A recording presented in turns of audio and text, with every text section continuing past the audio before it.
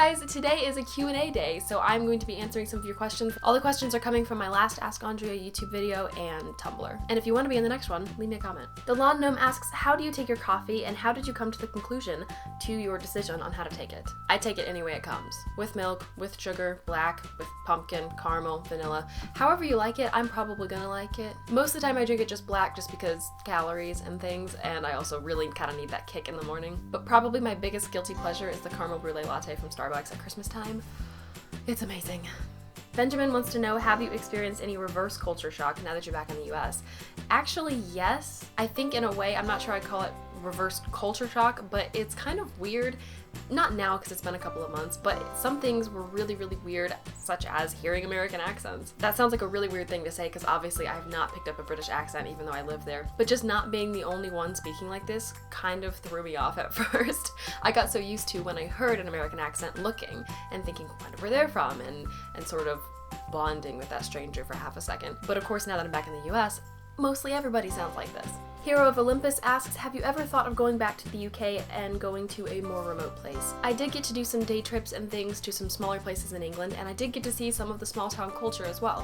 But living in Bristol, it's not London, but it's still a city, and I still know that there's aspects of the culture that I didn't fully really get to experience living in a dorm with other international students and living in the city center. I don't know if I'll ever get the opportunity to live in England again. If I do, that would be fantastic, but it's most likely to be in a bigger city, of course. But I would like to actually spend a little more time in some smaller places and maybe do like a road trip. I know that sounds so American to do a road trip in a country, but honestly, just to drive from, you know, southern England to someplace in the north so I can actually kind of see the scenery that they go by. Julian asks, do you have any advice about how to get initial exposure for a vlog? Something that I really recommend is watching other people's videos and commenting on them. Some people are great at responding to comments, other people are quite terrible at it, honestly, and you might leave a lot more comments than the responses you receive, but it's fun and I think it's worth it, and you kind of get to scope out what other people are doing, and it's probably one of the most effective ways to get exposure, because then you guys can talk together, you can maybe get one more subscriber from them, but also you might be able to share some subscribers because if they're into similar things, if you're into similar things, it just works.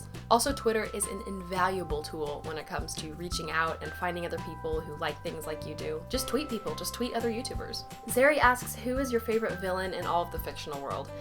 I don't think I have a favorite villain. For some reason, even though the villains are the bad guys, I sort of feel like if I say one person, I'll just leave all the others out and hurt some feelings.